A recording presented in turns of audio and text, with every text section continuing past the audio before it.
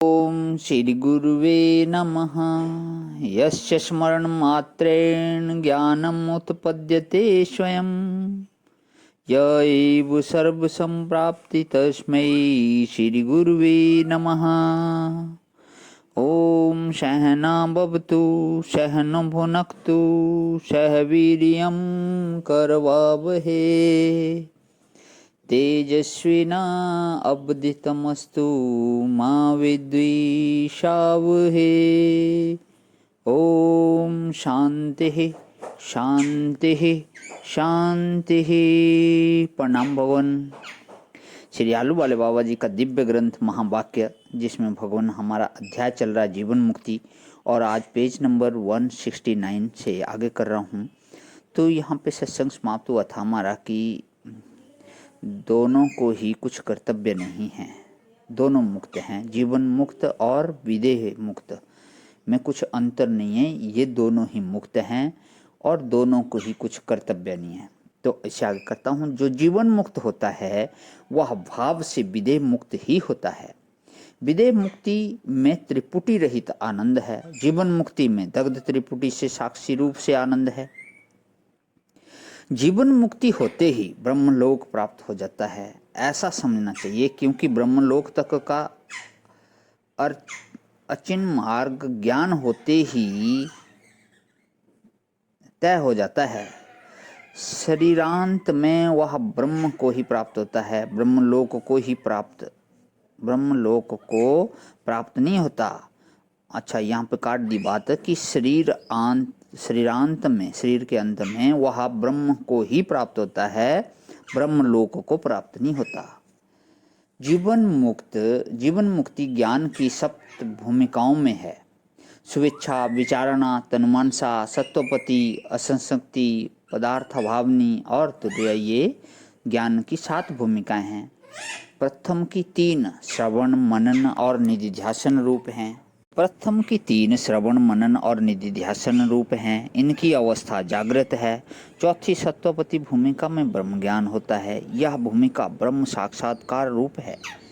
इस अवस्था में पुरुष ज्ञानी कहा जाता है। ज्ञानी की संज्ञा ब्रह्मवित् है। चौथी भूमिका के ऊपर की भूमिकाओं में चित्त की विश्रांति के तारतम्य से दृष्ट सुख की विशेषता होती है। वह दृष्ट सुख जीवन मुक्ति कहलाता है। चौथी, 5वीं, 6ठी और 7वीं भूमिका वालों को मोक्ष समान है, यानी मोक्ष में विशेषता अथवा न्यूनता नहीं है। शरीर होती हुई सुख की विशेषता जीवन मुक्ति का आनंद है। 5वीं भूमिका में ज्ञानी ब्रह्म विदुर कहलाता है। 6ठी में ब्रह्म विदुरियान और 7वीं में ब्रह्म विदुरिष्ट कहा जाता है। चौथी भूमिका वाले ज्ञानी को प्रपंच के मिथ्यात्व निश्चय और चैतन्य स्वरूप आत्मा के निश्चय से चित्त की एकाग्रता है, तो भी उसे प्रारब्ध के समय व्यवहार बाधितानुवृत्ति से होता है, इसलिए उसके चित्त की निरंकुश एकाग्रता नहीं होती। ऊपर की भूमिका वाले जीवन मुक्त का चित्त अभ्यास से नष्ट हुआ होता है, इसलिए उसको बाधानुवृत्ति स्वाभाविक हो जाती है। उसके चित्त की एकाग्रता निरंकुश होती है। चित्त की निरंकुश एकाग्रता जितनी विशेष होती है उतना ही विशेष दृष्ट सुख होता है। जीवन मुक्त के 3 दर्जे हैं, मंद, मध्यम और उत्तम। ये 3 दर्जे पूर्व के प्रारब्ध भोग की अधिकता और न्यूनता के अनुसार हैं। जिसको सामान्य भोग की जितनी न्यूनता होती है उतना ही उसका जीवन मुक्ति का दर्जा श्रेष्ठ होता है। जिसको विचित्र प्रकार का विशेष भोग और व्यवहार होता है उसको चित्त की एकाग्रता की न्यूनता से दृष्ट सुख की भी न्यूनता होती है। सामान्य और थोड़ा भोग ही जीवन मुक्ति के आनंद को देने वाला होता है। ज्ञान की 7 भूमिकाओं का बहुत सुंदर चार्ट बनाया हुआ है, इसको मैं भेज दूंगा वेदांत ग्रुप पे। तो इसके बाद बोलते हैं कि आरंभ की जीवन मुक्ति असंशक्ता रूप है। उसमें ज्ञानी मंद बुद्ध होता है और ब्रह्म विदुर कहलाता है। मध्यम जीवन मुक्ति पदार्थ भावनी रूप है। इसमें ज्ञानी बुद्ध होता है और ब्रह्म विदुरी ज्ञान कहलाता है। उत्तम जीवन मुक्ति तुर्य रूप है। इसमें ज्ञानी प्रबुद्ध होता है। पहले बुद्ध होता है, अब प्रबुद्ध होता है और ब्रह्मविदृष्ट कहलाता है। इन तीनों में दृष्ट सुख का भेद इस प्रकार समझना चाहिए, जैसे 3 मनुष्य मुंबई से कलकत्ते जाने के लिए रेलगाड़ी में सवार हुए, तीनों गाड़ी में बैठे हैं, कलकत्ते जा रहे हैं, इसलिए अवश्य कलकत्ते पहुंचेंगे, एक ही समय पहुंचेंगे, परंतु एक दर्जे में नहीं बैठे हैं।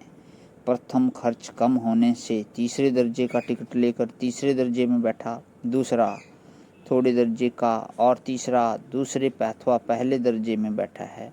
तीनों को गाड़ी में जो समय निकलना है उसमें आराम की न्यूनता है। तीसरे दर्जे वाले को बैठने की गाड़ी ठीक नहीं है, क्योंकि उसमें बैठने का स्थान कम है। स्टेशन पर मनुष्य चढ़ते उतरते हैं, इसलिए वह शांति से बैठ नहीं सकता। उतरते चढ़ते मनुष्यों को देखना पड़ता है। कभी ऐसा भी होता है कि उतरने वाला सोए हुए की वस्तुएं लेकर उतर जाता है। कलकत्ते पहुंचने तक का मार्ग कष्ट से तय करना पड़ता है, तो भी गाड़ी में बैठकर जाने वाला पैदल जाने वाले से अच्छा है। ऊपर के दर्जे वालों के समान सुख उसमें नहीं दिखता। इंटर में भी उतरने चढ़ने का झगड़ा रहता है और रात को सोने का स्थान कभी मिलता है कभी नहीं मिलता। सेकंड फर्स्ट क्लास इन सब से उत्तम है। बैठकें उत्तम होती हैं। उत्तम मनुष्य ही विशेष करके इनमें बैठते हैं। प्रणाम भवन, आज यहीं विराम करता हूँ। ओम शांति शांति शांति।